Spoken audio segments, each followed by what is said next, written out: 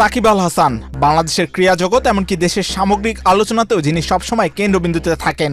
ইতিবাচক হোক কিংবা নেতিবাচক, সব আলোচনার মাঝেই বারবার উঠে আসে তার নাম। ক্রিকেট মাঠে দুর্দান্ত পারফরমেন্স দিয়ে বিশ্বকে চমকে দিয়েছেন, আবার রাজনীতির মঞ্চেও রেখেছেন নিজের উপস্থিতি।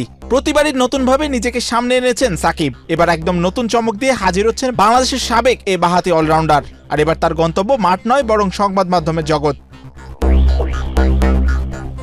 পদ্মা সেতু, মেট্রো রেল এবং এলিভেটেড এক্সপ্রেসওয়ে নির্মাণের গর্বিত অংশীদার বসুন্ধরা সিমেন্ট।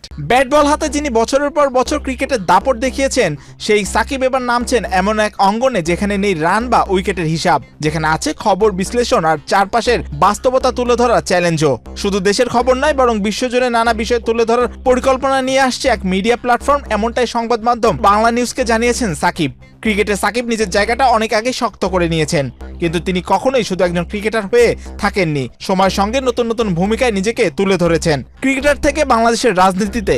আর এবার সেই ধারাবাহিকতায় শুরু হচ্ছে তার নতুন ইনিংস একজন প্রকাশক হিসেবেও। এ বিষয়ে সাকিব নিজেই বলেছেন, অনেকদিন ধরে নয়, অল্প কিছুদিন ধরে এরকম চিন্তা আসলে চলছে। আলাপ আলোচনা করতে গিয়েই এমন পরিকল্পনা মাথায় এসেছে। সবাই তো বলে যে আলাদা করে কিছু করতে চায়, আমি অমন কোনো কথা দিচ্ছি না, তবে একদম সত্যিকারের খবরগুলো তুলে আনবো। যা ঘটেছে সে সত্যিটাই যেন মানুষ জানতে পারে। সাকিব আরও বলেন, এই আইডিয়াটা খুব পুরনো নয়, একেবারে সাধারণ আড্ডা থেকেই এর শুরু।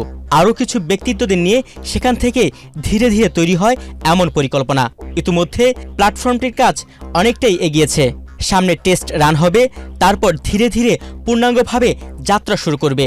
শুরুতে বাংলা ভাষার দর্শকদের নিয়ে কাজ শুরু হলেও লক্ষ্য থাকবে আন্তর্জাতিক পরিসরে পৌঁছানো। এবার দেখার বিষয় ক্রিকেটের মতো এই নতুন ইনিংসেও সাকিব কতটা সফল হন। এম মাহিউজ্জামান, বাংলাদেশ প্রতিদিন।